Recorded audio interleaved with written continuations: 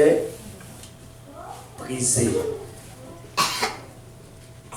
Dans une famille, quand il n'y a pas d'harmonie, dans le couple, à l'église, peu importe où, Dieu prend plaisir quoi? Harmonie. Parce que remarquez ceci, il a dit, je jette le regard sur toutes les nations, je cherche un. Écoutez, Dieu il est un, il veut que son peuple aussi soit un. Et ce n'est pas un Dieu de préférence. Oh, j'aime lui, je vais vous dire, le même amour que Dieu a pour nous. Il a ce même amour pour ceux qui ne sont même pas encore à l'église.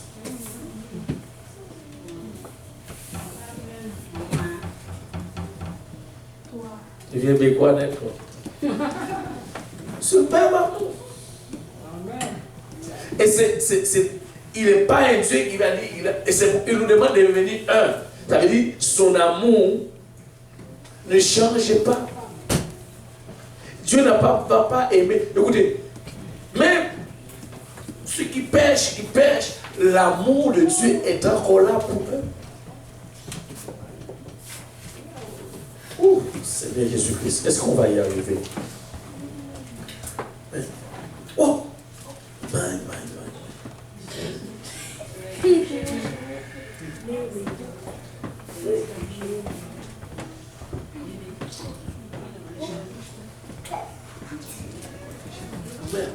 Où est-ce que nous étions? Le quatrième point, non? On va y arriver. Ok, on va juste. On va y arriver. Écoute, on va finir ça l'autre. C'est pas grave. L'année prochaine. Parce que c'est correct. C'est correct. Maintenant, regardez une chose. On va lire quelques versets. Parce que c'est vraiment important. Quand le manque de pardon, vraiment, le pardon prévaut dans un couple ou dans une famille,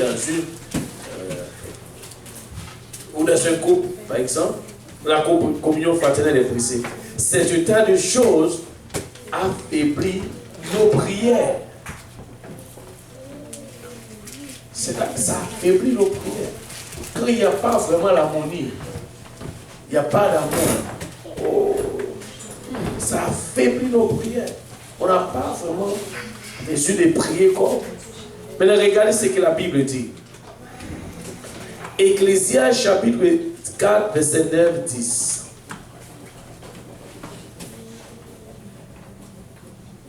C'est temps de ces choses nous affaiblit nos prières de vos pieux. Et le fait de demeurer ensemble nous fortifie face à l'ennemi et de permettre aussi au miracle de s'accomplir au milieu de nous. Nous voulons voir le miracle. Nous voulons voir des gens rentrer ici, peu importe le résultat ou la maladie qu'ils quittent ici, c'est le guéri et libéré. Amen. Ecclésiaste chapitre 4, verset 9, la Bible dit, deux valent mieux qu'un.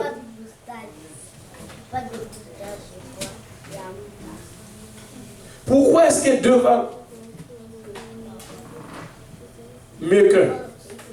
Si nous sommes deux, si je tombe, tu vas faire quoi?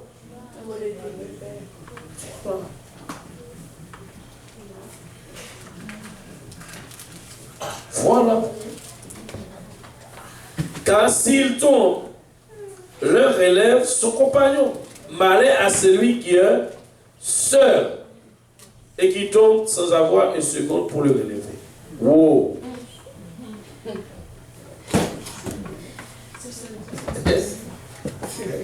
Je vous dis, Seigneur m'a mis à quel effet. Père moyen, vous êtes riche. Alléluia. Et la Bible, ça c'est pardonner selon Dieu. Pour ceux qui n'étaient pas là, nous allons vraiment reprendre le premier verset de Bible.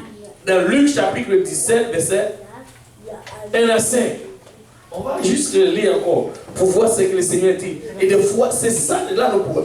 Et nous voulons, et la Bible dit dans Éphésiens 4, verset 30, nous voulons vraiment retourner avant de continuer, même si on est en retard, c'est correct.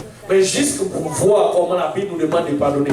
Et nous avons toujours tendance de pardonner selon nos pensées, selon notre philosophie, selon ce qu'on entend. Non, c'est selon la parole de Dieu, selon ce que Dieu dit. Regardez dans Luc chapitre 17, c'est que et Jésus-Christ parlait à qui? Aux disciples. Jésus-Christ dit à ses disciples, il était possible qu'il n'arrive pas des scandales. Les problèmes.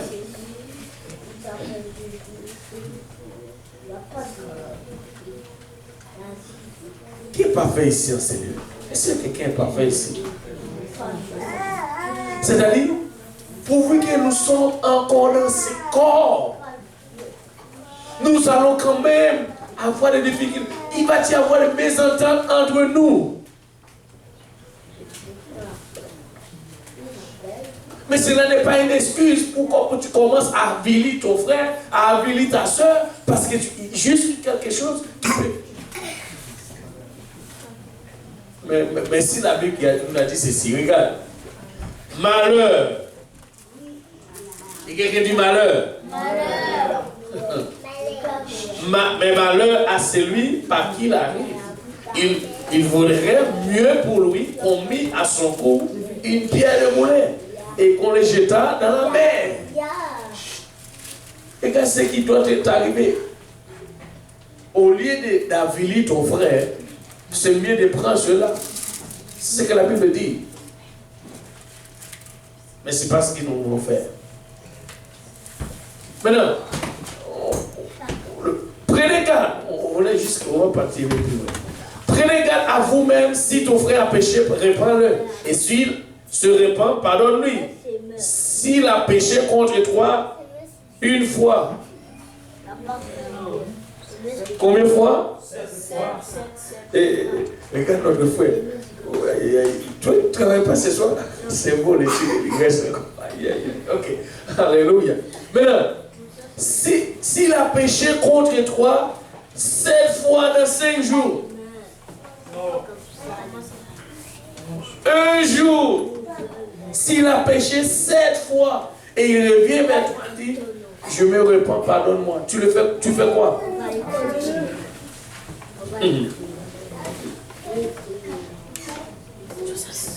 Ouais, il dit, mais ça c'est sur une répétition. Comment il a péché? Il vient de faire quelque chose. Il revient encore. Et tu n'es pas le seul. Les disciples aussi, là, ils ont eu le même problème. Le verset 5.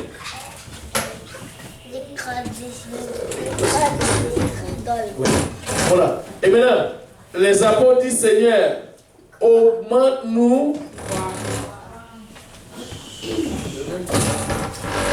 Augmente-nous la foi. C'est-à-dire, pour eux, c'était impossible. Seigneur, comment est-ce que tu dis quelqu'un 7 fois dans un seul jour, je dois lui pardonner? Ah! Augmente-nous la foi, Seigneur. Oui, on aimerait bien arriver. Mais Seigneur, augmente-nous la foi. Éphésiens 4, verset 30. Regardez ce que la Bible dit. Et maintenant, et c'est ce que la Bible nous demande de faire. Et la Bible dit, si nous ne pardonnons pas aux autres, nous n'allons pas non plus recevoir le pardon. Et bien, comment nous devons nous pardonner? Nous devons pardonner comme Dieu, pas comme l'homme. Nous avons toujours l'intention à faire comme nous. Oh, c'est comme ça. Et puis, l'autre intention, l'autre mot qui va venir, je ne suis pas Dieu. C'est quoi cette affaire? Oui, tu n'es pas Dieu, mais écoute, Dieu t'a appelé à faire comme lui. Ce n'est pas parce que tu es Dieu. Il t'a appelé à faire comme lui. Mais on ne peut pas. Ok. Parce que, n'est-ce pas la Bible aussi qui dit, il est saint, il t'a appelé de venir quoi? Ok, c'est pareil. En toute chose, c'est correct. Il n'y en a pas capacité, une force sur ce côté. Et là, non, c'est pareil. On doit garder les choses en balance, de même côté. Oui. Éphésiens 4, verset 30. Regardez comment nous devons pardonner. Pardon? 31 au 32 au 28. J'ai oublié le verset. Qu'est-ce qu'il fait? Non, verset. Quoi? Attends. Je vais ouvrir le message. Je vais le voir. Je vais péter mon message. Verset 28. 28, ok. Voilà.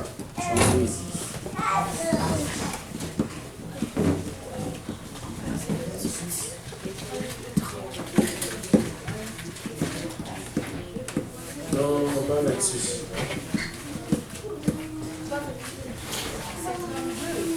32. Pourquoi il dit 32?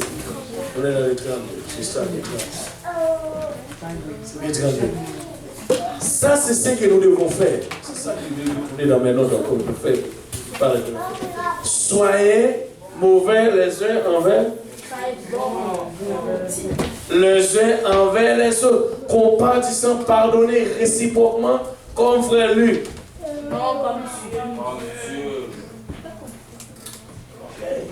C'est là que vous devez faire. Regardez ce que la Bible dit. Tu dois pardonner comment?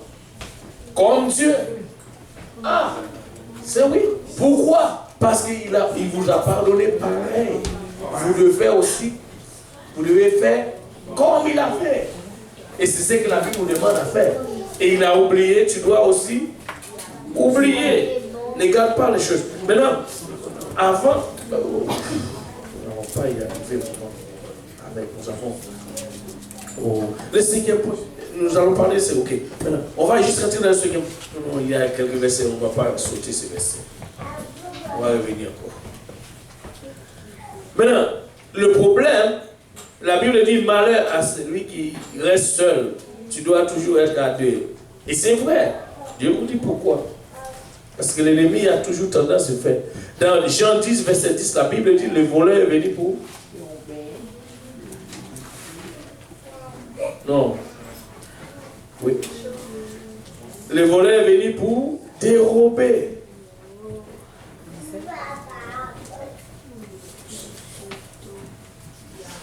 Et dans Zacharie 9, verset 11, je vais vous le verset, si vous avez, je vais dire, prenez la nôtre, parce que c'est bon. Alléluia. Oh, c'est l'air. On fait juste. On va finir, parce qu'il y a des exemples où il y a les définitions qu'on a pris par sur le mot, l'amertume surtout. Et puis, qu'est-ce que cela va produire dans notre vie? Et on doit y arriver. Mais maintenant, il nous reste quelques minutes, le temps là pour les questions, mon Dieu, ça nous manque. Oh, pardon, oui, c'est beaucoup. Mais on va revenir parce que ce n'est pas fini. On est sur le cinquième point. Parce que Dieu nous l'autre et moi, puis on va continuer à parler sur l'amertume. Qu'est-ce que ça fait? C'est quel genre de mélange qu'il y a dans l'amertume et tout ça. Maintenant, on va lire le verset, on va dire, Zacharie 9, verset 11. Et puis on va passer à dessus.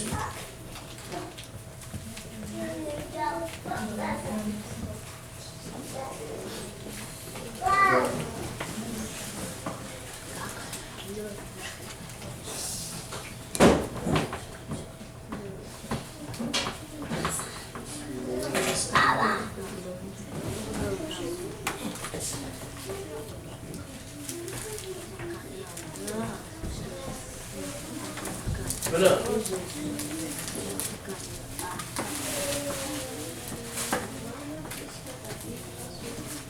Et c'est ça que nous devons faire l'un envers les autres.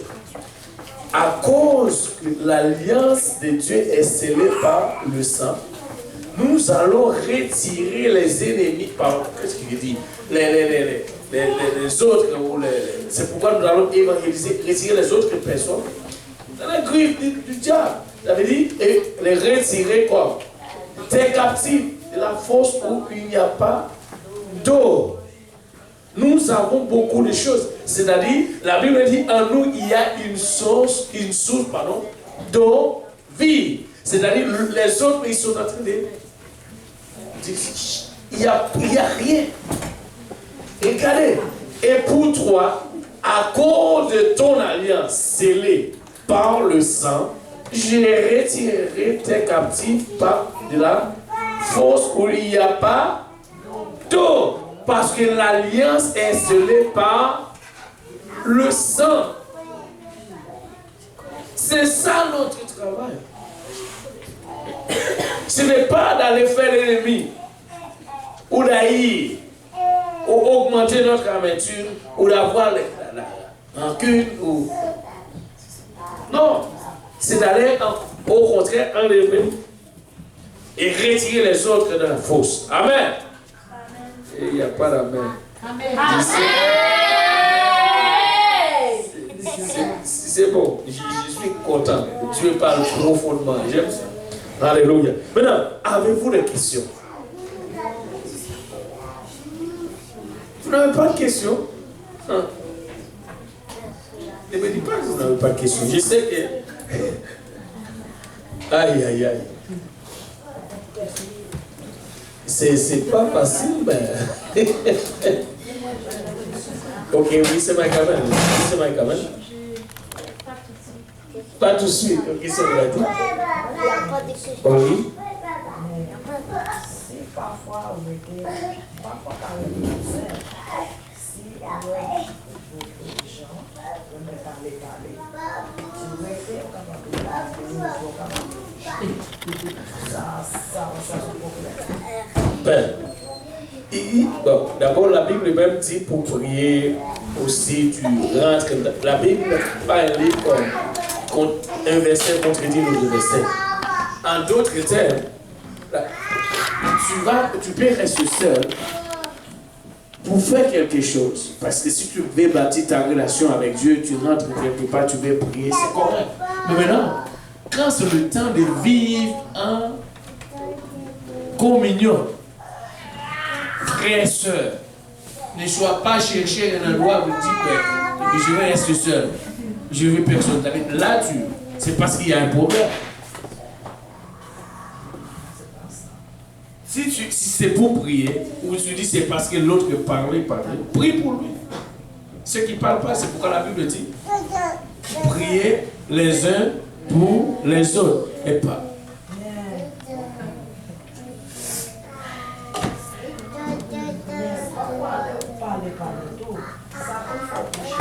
Finalement,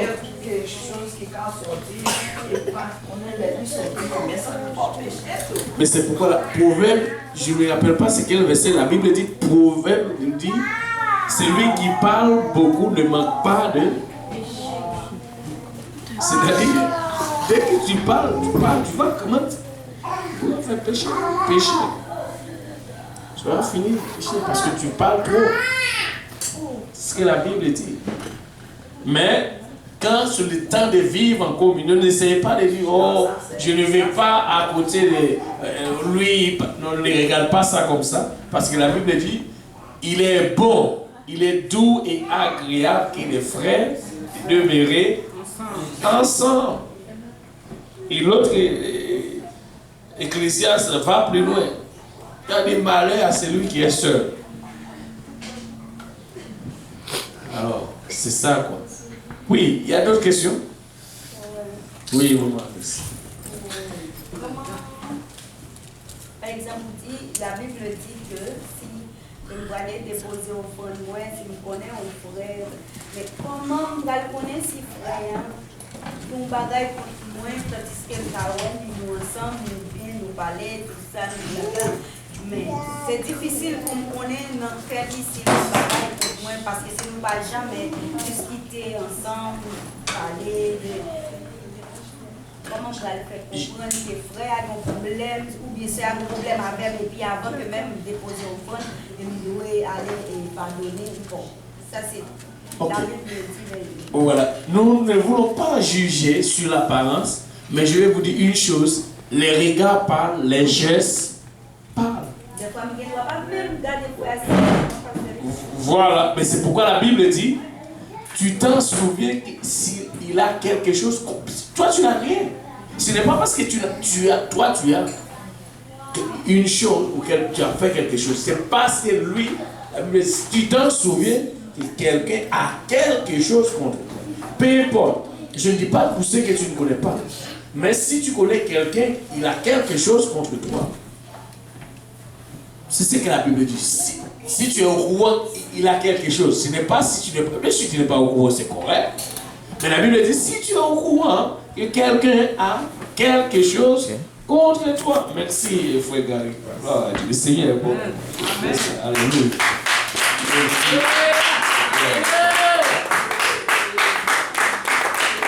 Il est très calme. Il ne parle pas. On peut voir son sourire quand il regarde la parole et dit merci Seigneur. Voilà. Oui.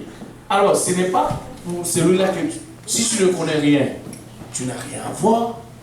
Mais c'est ce que tu es au courant que quelqu'un a quelque chose. Ce n'est pas toi. Toi, tu n'as rien. Mais tu t'en souviens.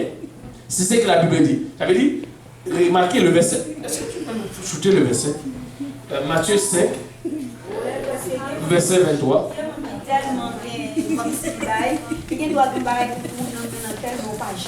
Voilà. Mais ça, c'est correct. Ça, ce n'est pas quelque chose, toi, tu es où? Matthieu 5, 23. C'est ça le verset.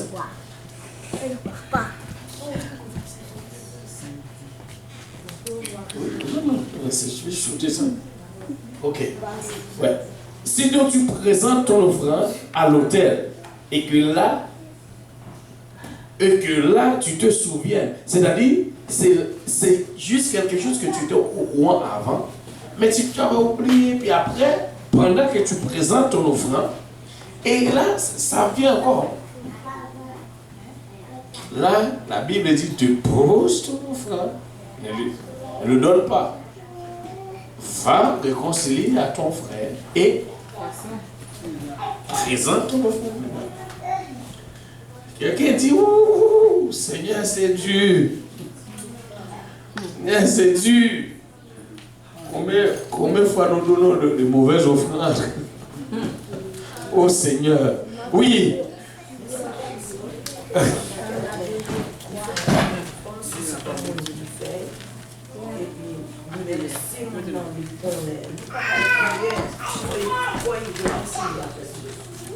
Parce que ça c'est difficile. Ok. Parce que les voix est Mais gloire à Dieu. Il y a des gens qui sont conscients de ça. oui. Mais il y en a aussi. Je te dis ça. Même si Ouais, c'est c'est- mon enfant tort, bon pour moi-même, si c'est un monde qui fait, même si je connais mon c'est lui-même, pour me parler avec mon nom avant de prier. Parce que je ne peux pas prier. Gloire à Dieu. Merci Seigneur. C'est bien comme ça. Pourquoi tu ne vas pas garder rancune, pas rancœur? Et c'est ce que la Bible dit, le poison, c'est la rancune. C'est ça le poison. Oui.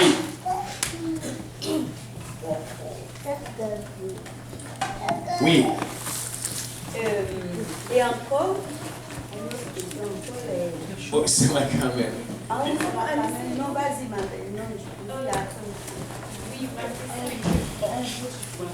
admettons que quelqu'un t'offense, et tu sais comme la personne t'a offensé, mais si tu vas, elle va comme te niaiser, genre, avec. Comme quand tu viens, tu dis, bon, tu m'as fait telle chose que je n'ai pas aimé parce que tu veux soulager ton cœur. Ou la personne, genre, tu sais comme qu'elle va rigoler ou elle va te niaiser, ça va te mettre encore plus. Ça, ce n'est pas bon. Mais il ne faut pas attendre qu'il vienne devant toi aussi avec une carte comme. Parce qu'il y a des gens qui. Ok, bon, si tu le connais, si c'est quelqu'un qui a toujours insulté, c'est pas grave, tu ne dois pas le prendre aussi de mauvais côté. Il y a des gens qui ne veut pas vraiment juste que tu donnes une réponse en garder l'autre caractère, quelqu'un qui va te donner quand même une réponse, mais il garde son sourire. Mais si l'autre, il prend du plaisir à rire, c'est comme ce qu'il t'a fait, ce n'est rien du tout. Aussi, ça c'est un problème.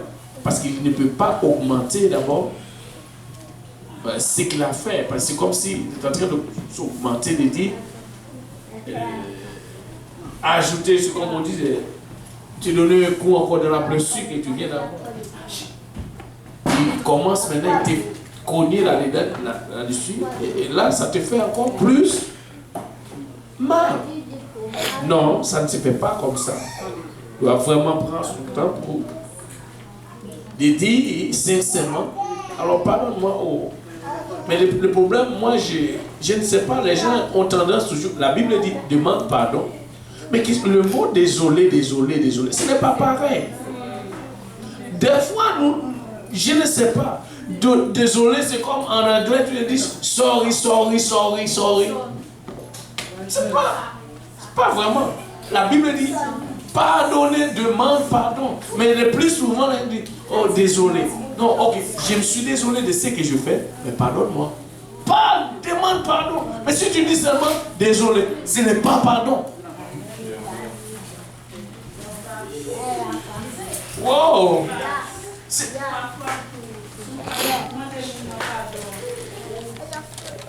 pas tant pour le moment que on est dans état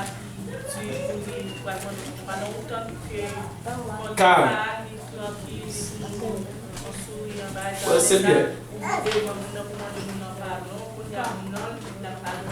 Si par exemple, on fâché encore les demander pardon. Non. Attends un peu, prie seulement. Lorsque c'est déjà en colère, n'essayez pas parce que c'est comme quelqu'un qui est en colère. Savez-vous quoi? Il y a toujours quelque chose en arrière d'une colère. La colère nous pousse à réagir, à faire que le mal. Si quelqu'un est déjà en colère, et tu sais que tu lui as fait quelque chose,